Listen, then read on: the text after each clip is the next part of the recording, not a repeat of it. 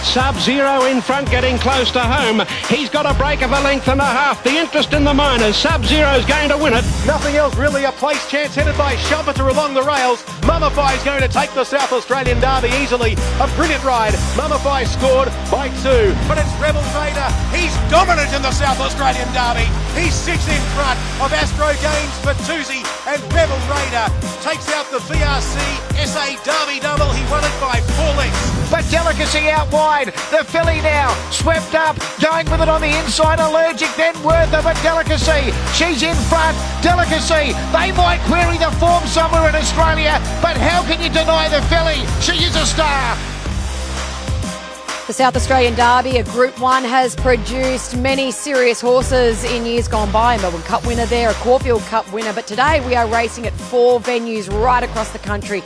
At Hawkesbury for their standalone meeting featuring the Gold Cup. At Caulfield here, where we get to take in the brand new facilities once more. At MORPHETTVILLE for the Group 1 South Australian Derby. And then up at Eagle Farm as we edge closer to their carnival. Racing is starting to get serious in the Sunshine State as I welcome in Jason Richardson, who's been at another very prolifically big carnival this week down at Warrnambool, and you've still got the hat on, my friend. Oh, that's right. I'm ready to go for what should be a wonderful day of Group 1 racing today and group racing around Australia. But during the week, quintessential Australian country racing, the Warrnambool Maid Carnival, is just fantastic. 3 days, 30 races, jumps races, the Grand Annual with 5,500 metres and 33 incredible fences was just fantastic.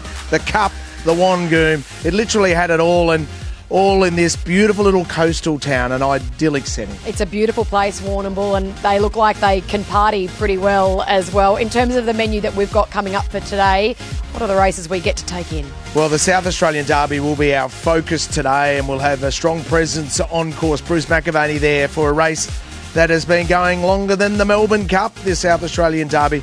The Queensland Guineas and the Victory Stakes. So the Queensland starts to get ready because the Group 1 baton will be passed from South Australia to Queensland in a couple of weeks' time. Hawkesbury, a standalone meeting, is an absolute beauty as well. And then late in the day, we go to Ascot. Who have you got your eye on today? Yeah, there's a few horses I'm really keen to take in, especially as they progress throughout their campaign. Schwartz, he's a horse for John O'Shea who's got plenty of talent. He's in the Hawkesbury Guineas. Here at Caulfield, Angland goes round in race 6, named after the great Ty Angland. Front page, really interesting placement here from Matty Dale. Sends the Kosciuszko winner up to Queensland. And then Coco Sun.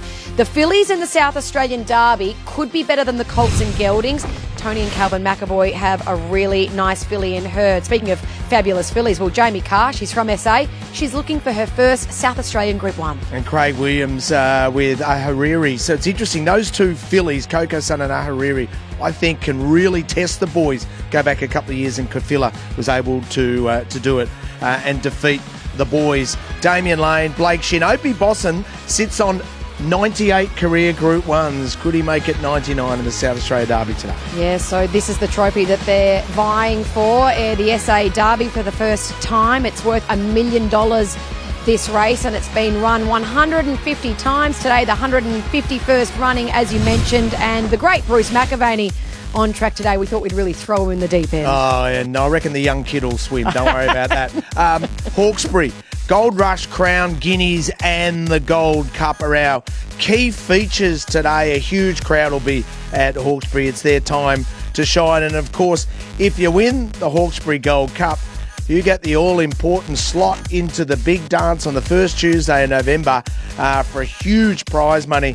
And, that boy gets to go back again. Yeah, Tractable Regan Bayliss has formed a great partnership with Sarah Ryan, but also a Tractable, and it's a big ticket, isn't it, to get into that big event on the first Tuesday in November. Well, James McDonald has been jet-setting not only around the country over the last little while, but also around the world. He rode in SA last weekend, and then in Hong Kong on Sunday, an incredible victory on board Romantic Warrior, and he heads up to Hawkesbury today. Yeah, have a look at him. He looks like he's getting younger, and he's about to be a father of 2, if you don't mind. Hey, Queensland's going to be really interesting.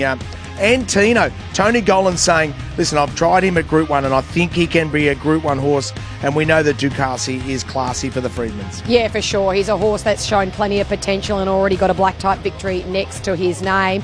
In terms of the Queensland Guineas, it's been a great springboard for some really nice horses heading into the Queensland Derby. Kovalika, same trainer, same ownership group, looking to do the same today. Yeah, and Chris Waller's used Queensland so well in the past, hasn't he? And on his way up to Queensland is also gun jockeys like Tommy Berry will be there to try to spoil the party for the locals, if you don't mind. Ryan Maloney and James Orman, look out. Here comes T. Berry into the house. TB rode at Wagga yesterday and the day before, so then back up to Brisbane to ride Uncommon James, a great pickup ride for him, but also Ducas in the Guineas as well. And then later in the day after 5 o'clock, we're going to head over to Perth to Ascot for the running of the size produce for the 2-year-olds, featuring this very impressive boy. Yeah, he'll be a very short price favourite in